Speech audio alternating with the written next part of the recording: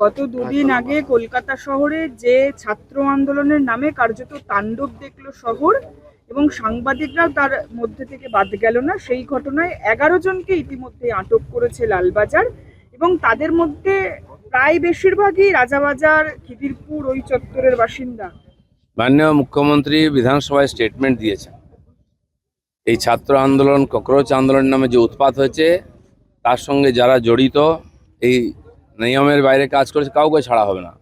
উনি বলেছিলেন 16 জনের লিস্ট আছে, কে কোথায় নামও বলেছেন, অ্যারেস্ট হচ্ছে, এবং গুন্ডা দমন যে নতুন আইন হয়েছে সেই আইনে এদের বিচার হবে এবং কাউকে ছাড়া হবে না। যে যা ইচ্ছা করবে পশ্চিমবাংলায়, এটা আগে যেগুলো হয়েছে তারও বিচার হবে। ধর্মেন্দ্র প্রধান পদত্যাগ করলেন, কিন্তু রাজনৈতিক মহলের একাংশ বলছেন ছাত্র আন্দোলনের জোরে, একাংশ বলছেন নরেন্দ্র মোদী তার রাজধর্ম পালন করলেন। আপনার কি মনে হয়? দেখুন, আন্দোলন হচ্ছে, সরকার যেটা ঠিক মনে করেছে, মাননীয় নরেন্দ্র মোদী আছেন, তিনি মনে করেছেন যে পদত্যাগ করার দরকার আছে, তো করেছেন উনি। সরকার সব রকম চেষ্টা করেছে, কথাবার্তা বলেছে, অনশন ভাঙার জন্য মাননীয় নাড্ডাজি নিজে গেছেন হসপিটালে, এবং বারবার মিটিং হয়েছে। তো ওদের কথাবার্তার মাধ্যমে ছাত্রদের সঙ্গে যেভাবে ব্যবহার করা উচিত, ইমোশনাল, ওরা সরকার সব রকম রাস্তা খুলেছে, ব্যবহার করেছে, তাদের দাবি মানার চেষ্টা করেছে। তো আর যেটা মনে হয়েছে সরকারের আজকের প্রয়োজনে সেটা করিয়েছেন ওনারা।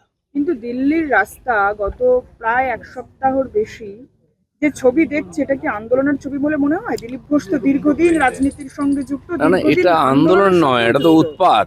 এটা দেশের সব মানুষ বুঝে গেছে। সরকার সেই জন্য কোনো কড়া স্টেপ নেয়নি।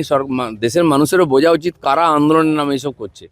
সেই সব লোক যারা বারবার দেশের বিরুদ্ধে ইস্যুকে এরা বেশি মদত দেয়, তো সেটা এক্সপোজ হয়েছে। সরকার তার কাজ যেটা করা সেটা করেছে।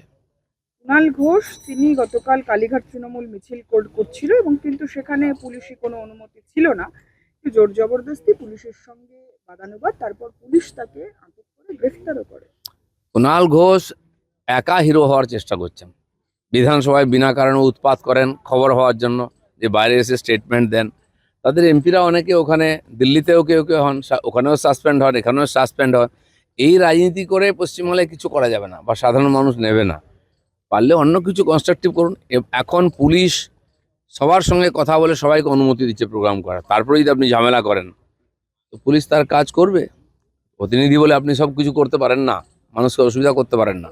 প্রতিকুল রহমান তৃণমূল সিপিআইএম থেকে তৃণমূলে গেলেন, কিন্তু তিনি সমাজ মাধ্যমে পোস্ট করলেন, যে গতকালই পোস্ট করেছেন, যে এই ছাত্র আন্দোলন বা এই যে প্রতিবাদ, সেই প্রতিবাদে হ্যারাস করা হচ্ছে বেশ কিছু ছাত্রছাত্রীদেরকে পুলিশি তলবের নামে। যাদের যাদের পুলিশি তলব করবে বা যাদেরকে এই হ্যারাস করা হচ্ছে, তাদেরকে তিনি আইনি সহযোগিতা দেবেন। উনি ছাত্র আন্দোলনের নেতৃত্ব দিচ্ছেন না কেন? যদি মনে করছেন ওটা ছাত্রিত আন্দোলন, এত বড় নেতা, এ পার্টি ও পার্টি, যে পার্টিতে যাচ্ছেন সেটা ডুবে যাচ্ছে। এখন এই ছাত্র আন্দোলনকে ধরে কি ভেসে থাকার চেষ্টা করছেন? সেজন্য আইনের পথে চলছে, পুলিশ আইনের কাজই করবে, আইনের বাইরে যে যাবে আইন তার বিরুদ্ধে যা করার করবে।